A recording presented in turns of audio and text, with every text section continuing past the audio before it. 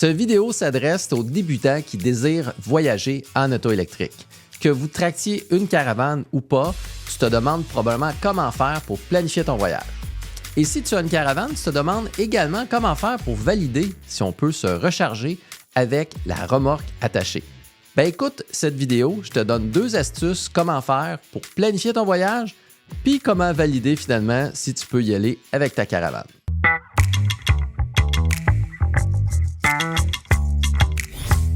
Donc, planifier un voyage, c'est souvent préparé vraiment à l'avance. Fait que c'est pas vraiment pratique d'aller dans ton véhicule, aller planifier ton voyage. Même si tu as un beau radio avec une belle carte GPS, ben, tu te rends compte que finalement, c'est vraiment assez compliqué. En plus, ton véhicule est probablement pas fait pour faire de la planification avec plusieurs recharges sur le chemin. Une des applications que nous utilisons, Marie-Pierre et moi, c'est A Better Route Planner. Cette application-là, tu peux l'utiliser autant sur ton ordinateur que sur ton téléphone intelligent. Mais évidemment, lorsque tu planifies un grand voyage, tu as peut-être des chambres d'hôtel à réserver et tu as probablement des campings aussi si tu as une caravane.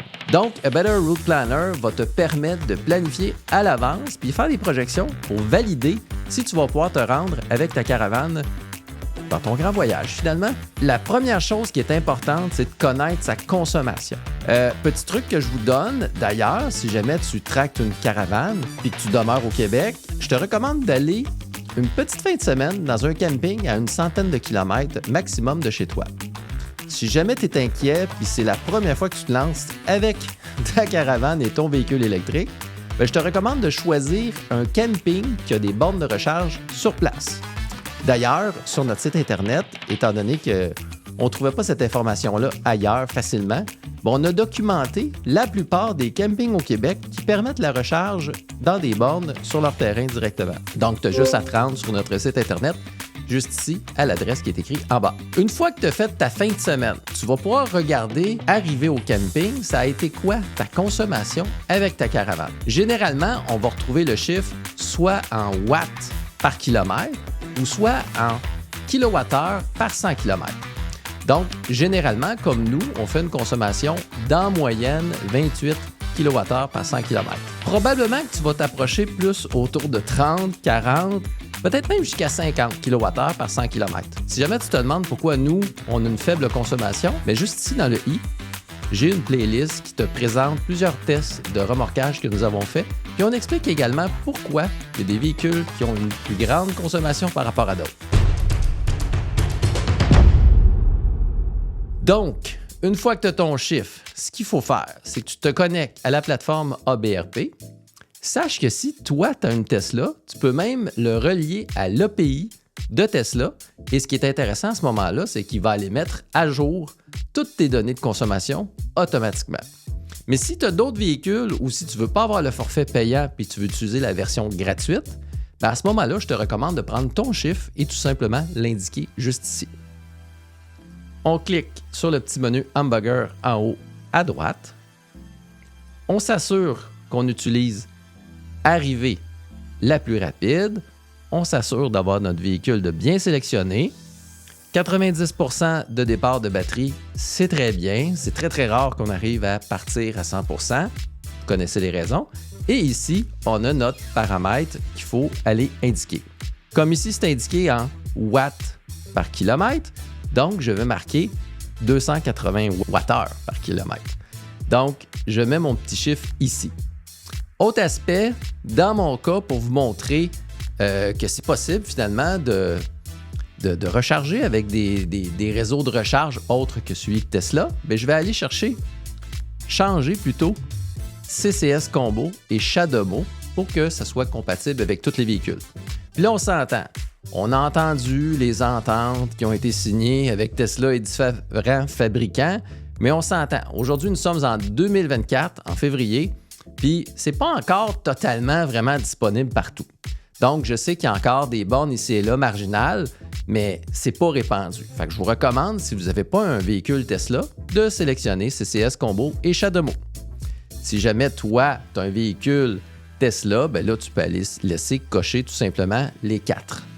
Une fois que c'est fait, on va aller s'assurer dans la section vitesse que votre vitesse maximum sera 100 km/h. C'est important parce que c'est vraiment tout ce qui fait la différence sur votre consommation, c'est votre vitesse.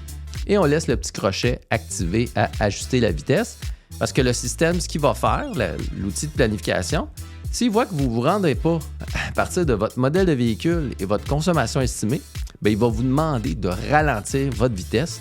Vous allez remarquer, là, c'est quand même assez simple, on voit les zones d'une autre couleur. Voilà. On va inscrire notre adresse de départ et l'adresse de destination. Donc, dans mon exemple, à la péninsule de Bruce, en Ontario, je vais faire une petite planification de voyage. Et voilà, le système nous a planifié plusieurs arrêts. Donc, on remarque qu'il y a 4 arrêts, ce qui est quand même acceptable.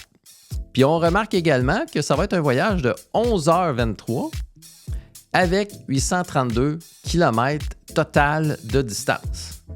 Donc, évidemment, vous ne l'avez peut-être pas vu dans nos vidéos, mais on parle souvent que de planifier des voyages avec un maximum de 700 km dans une journée totale, c'est très suffisant, mais même parfois très éprouvant. Puis si vous allez à planifier des voyages à 800, 900 ou 1000 km par jour, je vous le dis, là, vous n'arriverez jamais à l'heure de fermeture, avant l'heure de fermeture de votre camping. Fait que planifiez donc autour de 700-800 maximum. Dans notre exemple, nous, on a décidé de coucher à mi-chemin. Donc, on va probablement prendre 2 recharges, aller dans un camping, se recharger sur le terrain, si c'est possible. Ça dépend des terrains. Parfois, certains ne l'autorisent pas. Donc, si c'est possible, on va pouvoir se brancher. Sinon, ça ne sera pas si grave parce qu'on a une borne tout près de la dernière recharge. À mi-chemin entre les deux, ça serait comme le bon endroit, dans mon exemple, pour planifier le voyage. Fait que ça, c'est vraiment comme ça que ça fonctionne. Si jamais tu veux faire l'Ouest canadien au complet, dans une grande boucle en passant par les États-Unis puis le Canada, on l'a fait, nous, ce voyage-là, puis on est obligé de faire plusieurs blocs de planification parce que l'application travaille très, très dur. Ça se peut que vous ayez arrivé à faire votre voyage, mais il travaille très, très dur, puis de toute façon, on va aller coucher quelque part.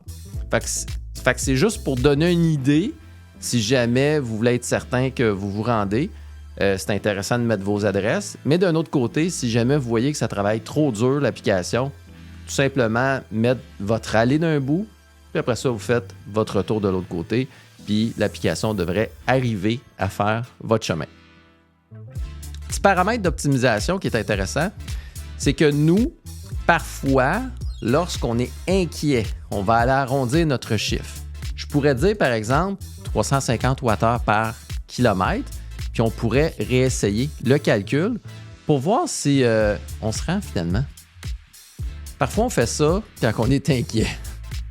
Fait que, donc, si vous pensez que ça va comme être trop sur la fesse votre voyage, puis vous pensez que les bornes vont être trop loin, bien, en mettant une consommation plus grande, vous allez faire ressortir les bornes qu'il va y avoir au travers du chemin.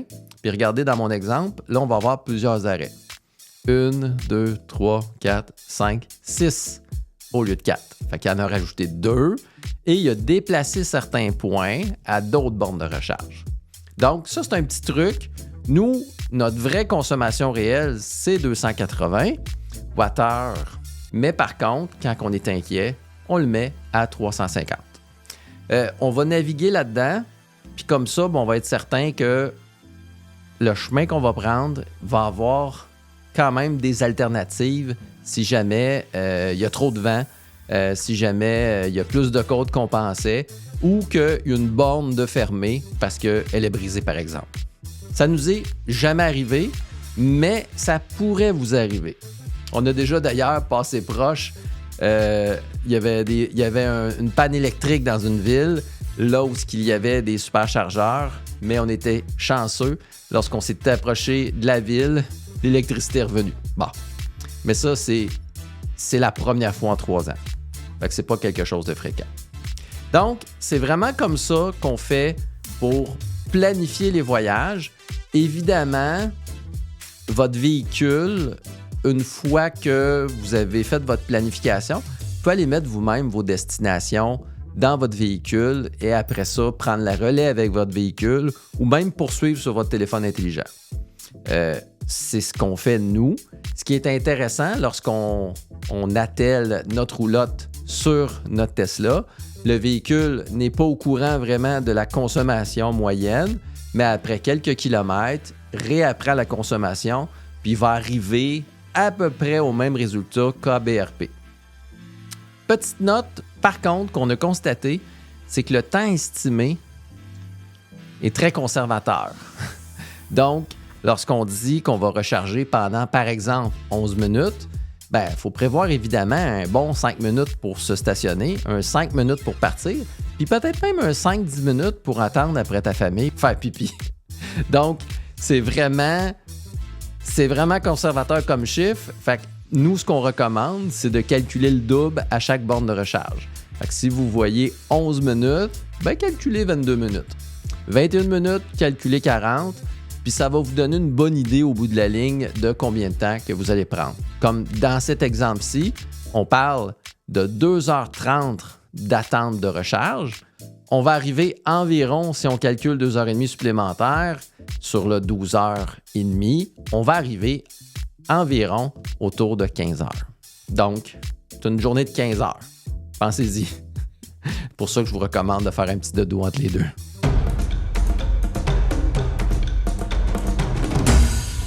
La deuxième question qu'on nous pose souvent, c'est comment on fait pour savoir si on va pouvoir se recharger sans désatteler la caravane.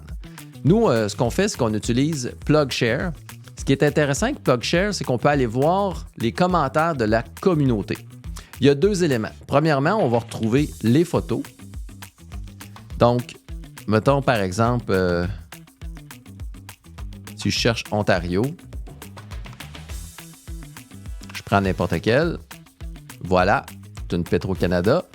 On peut aller voir sur les photos et avoir une idée si on peut se recharger avec la caravane. Donc, dans cet exemple-là, je le recommande pas, mais si vous arrivez très tôt, par exemple 6 heures du matin ou à 4 heures du matin, ça dépend de votre voyage, ou très très tard, peut-être que vous pouvez vous permettre de le faire.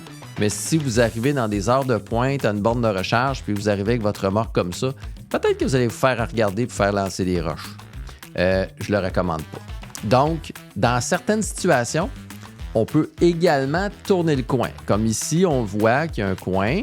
On pourrait arriver avec notre caravane, tourner notre véhicule et aller se brancher. Fait que, ce qui est le fun avec les bornes de recharge, autre que ceux de Tesla, le câble électrique est généralement beaucoup plus long. Fait que ça vous permet de faire des twists. Autre petit truc que vous pouvez faire dans votre recherche, c'est qu'il y a des filtres qui s'appellent avec remorque. Ah, il est ici. Adapté aux remorques. Il était déjà activé. Faites attention parce que parfois, même si c'est écrit adapté aux remorques, vu que c'est la communauté qui le fait, parfois, c'est les gens qui ont cliqué pour dire « Hey, j'ai réussi avec ma remorque ». Ça ne veut pas dire que c'est fait. Celui-ci en est un exemple, donc c'est un on-route. Il n'y a pas vraiment de place pour mettre la caravane ou la remorque. Donc, vous voyez que pas ultra fiable comme paramètre. Si on regarde là, pas vraiment de place spéciale pour la caravane. Mais bon, c'est une des façons, c'est vraiment de regarder les photos. C'est ce que je vous recommande. Actuellement, l'application Tesla ne permet pas non plus d'identifier les bornes qui contiennent de la place pour remorquer. J'en ai déjà eu quelques-uns. Donc, c'est vraiment une des façons pour vérifier avec un peu plus d'exactitude si vous êtes obligé de désatteler votre remorque. L'application Tesla non plus n'a pas l'icône ou l'option ou le filtre qui permet de faire afficher seulement les bornes qui peuvent être utilisées avec une caravane. Mais j'en ai déjà eu des stationnements qui ont permis ça, mais ils n'étaient pas indiqués dans l'application. Petit point intéressant, l'application d'Hydro-Québec permet cependant d'afficher les bornes de recharge. Si je vous le montre là, sur mon téléphone intelligent, on va aller voir ça. Donc, l'application du circuit électrique permet d'afficher avec un petit icône les bornes qui peuvent être utilisé avec la remorque. Donc, on voit recharge avec remorque. Donc, je pense que Circuit électrique ont fait un beau travail. Ce qui est dommage, c'est qu'il n'y en a pas beaucoup, mais au moins, l'icône est là. Fait que si vous utilisez le circuit électrique, ça peut être intéressant, puis l'information est beaucoup plus fiable. Donc, c'est ce qui complète cette vidéo. Si toi, tu as d'autres trucs, d'autres astuces pour aider la communauté à identifier les bornes de recharge qui peuvent être utilisées avec des remorques, n'hésite pas à mettre l'information dans le champ de description. Puis si tu as aimé cette vidéo, tu vas peut-être aimer aussi celle-ci.